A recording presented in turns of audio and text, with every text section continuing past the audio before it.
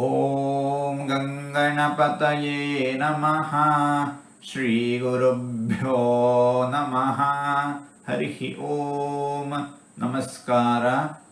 ಓಂ ಸ್ವಕ್ಷಾಯ ನಮಃ. ಭಗವಂತ ತಾವರೆಯ ಹೂವಿನಂತಹ ಸುಂದರವಾದ, ಸೊಗಸಾದ, ಆಕರ್ಷಕವಾದ ಕಣ್ಣುಗಳನ್ನು ಹೊಂದಿದ್ದಾನೆ. ಭಗವಂತ ಭಕ್ತರನ್ನು ಕರುಣಾಪೂರಿತ ದೃಷ್ಟಿಯಿಂದ ಒಂದು ಬಾರಿ ನೋಡಿದರೆ ಭಕ್ತರು ಉದ್ಧಾರವಾಗುತ್ತಾರೆ.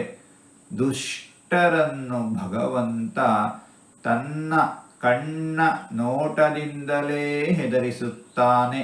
ಕಣ್ಣ ನೋಟದಿಂದಲೇ ದುಷ್ಟರ ಆಯಸ್ಸನ್ನು ಸೆಳೆಯುವವನು ಭಗವಂತ. ಇಂತಹ ಸರ್ವಸಮರ್ಥನಾದ ಭಗವಂತನನ್ನು ಸ್ವಕ್ಷಾಯ ನಮಃ ಎಂಬುದಾಗಿ ವಿದ್ವಾಂಸರು ವರ್ಣಿಸುತ್ತಾ ಇದ್ದಾರೆ.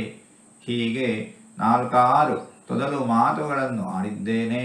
ಇದರಲ್ಲಿ ಏನಾದರೂ ತಪ್ಪುಗಳು ಇದ್ದರೆ ಆ ತಪ್ಪುಗಳನ್ನು ಬಿಟ್ಟು ಒಳ್ಳೆಯದು ಅಂತ ಏನಾದರೂ ಇದ್ದರೆ ಆ ಒಳ್ಳೆಯದನ್ನು ಮಾತ್ರ ಸ್ವೀಕರಿಸಬೇಕು ಅಂತ ಹೇಳಿ ಪ್ರಾರ್ಥನೆ. ಈ ನುಡಿಗಳನ್ನೆಲ್ಲ ಆಡಿಸಿದ ಭಗವಂತನಿಗೇ ಸರ್ವವೂ ಸಮರ್ಪಿತ. ಸರ್ವಂ ಶ್ರೀಕೃಷ್ಣಾರ್ಪಣಮಸ್ತು.